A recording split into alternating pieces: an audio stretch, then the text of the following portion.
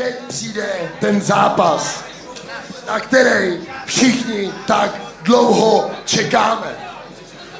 A já mám tu poctu pozvat do Modrého rohu 26 let mladého fightera, 175 cm vysokého, rodilého v Praze.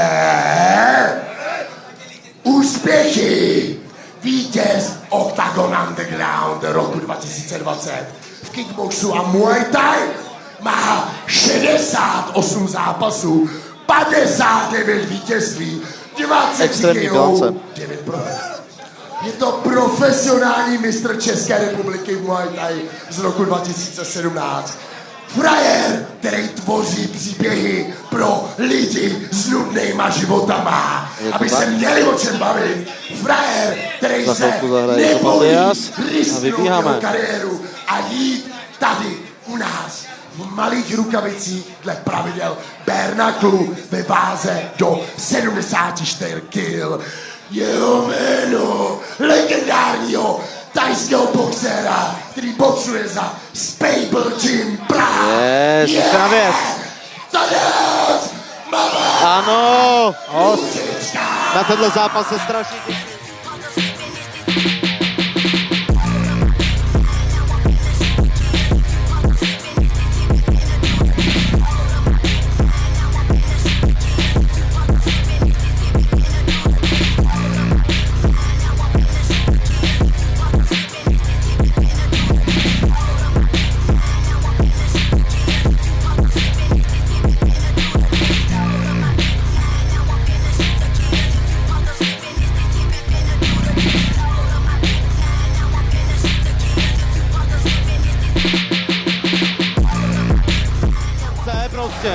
Tak. A on to chce, aby mu ten Škop šel proti němu. Myslím, že Tadeáš je jasným favoritem. Mavařinec strašně zajebe teď.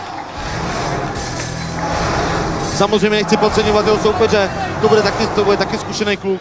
Upřímně nechápu teda tu jeho zápasovou bilanci, kde to nazbíral, ale protože jsem byl na každý lize a jezdil jsem na každou extraligu, na každou oblast a nikdy jsem ho neviděl, ale OK. Hlavně nemá co ztratit Škop, může jedině překvapit a to je pro ně osvobozující. Přesně tak, Škop může mít čistou hlavu a pro Tadeáš je to mnohem větší tlak. A zase, co si budeme, Škop není vůbec špatný boxer, Škop je velice kvalitní jakoby zápasník, takže a v bare knucklu zápasu má, Tadeáš ne. A hlavně, když se potkají tyhle styly, jakého zároveň.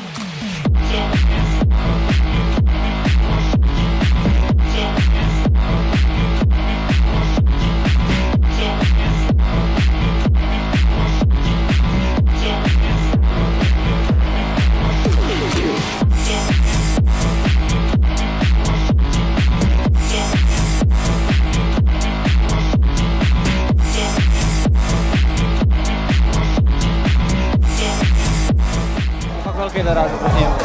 Obrovský. Jenže Tadeáš má zkušenosti se schazováním, ze všem je to hlavně Tadeáš je magor, Tadeáš stojí pekla. Co jsme vám slíbili a my jdeme na to, Mikeš Vančura, Zdena Merel, Zoran Peš v rohu. Opět někdo pod pivem, pardon. Ano, vidím tam. Nevím, co si mám myslet o těch očích u Škopa. Myslím si, že trošku se atmosféra, uvidíme. Že Tadeáš vypadá v dobré formě. Hezky oba kluci. Ty jo, ale teda Škop jako Ružička ten zvedák. Ty fago. Dobře, Ružička zkušený teď, otáčí brous, skvělá práce Mavara. Má ho nalepenýho, dobře Mavar, pokračuje. Za mě na Mavara tohle, na můj obhajobu. To Mavar nemohl vidět ani. Ne, vůbec. Mavar jel, dosud tam nebyl rozhodčí. Výborná práce Mavara. Mavar agresivita, techno prostředí.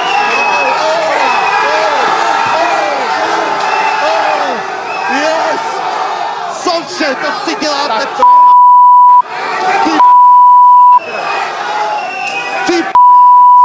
To je masakr. To je masakr.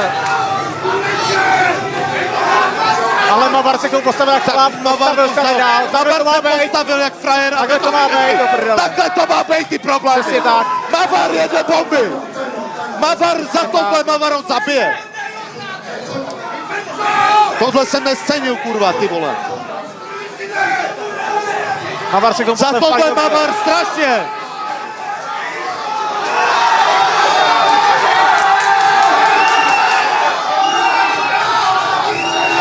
Ale vidíme, jak jsem říkal v tom prvním kolu, že bude rvavej. Mavar tam pojede nějaký lokty, podle mě.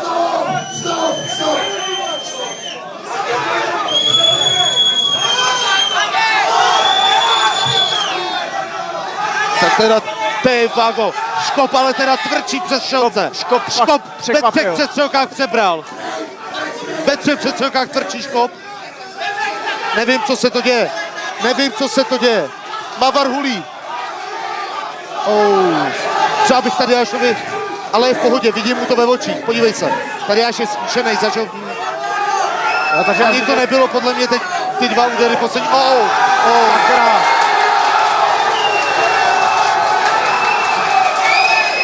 To je konec. Není, postavil se.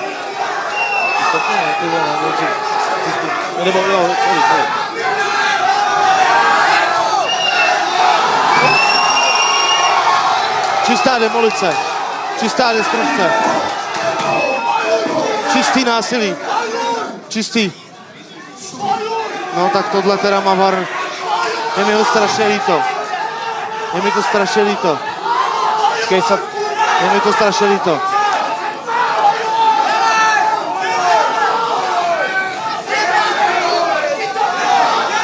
Jde tady až ještě do toho, správně.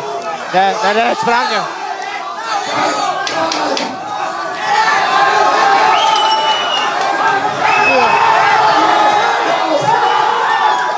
Dobře, ale ty jo, tohle teda musím říct,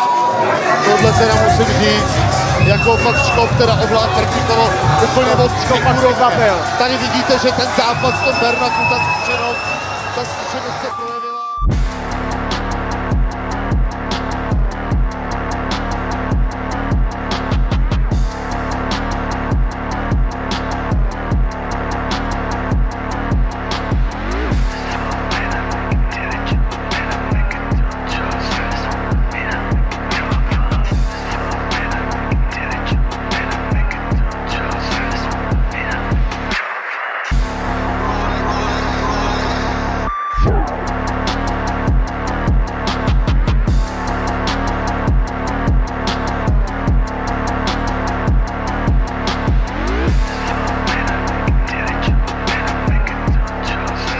Bohužel, i když tam bylo fakt prasení a faul, tak co na to říct, no. Mavar extra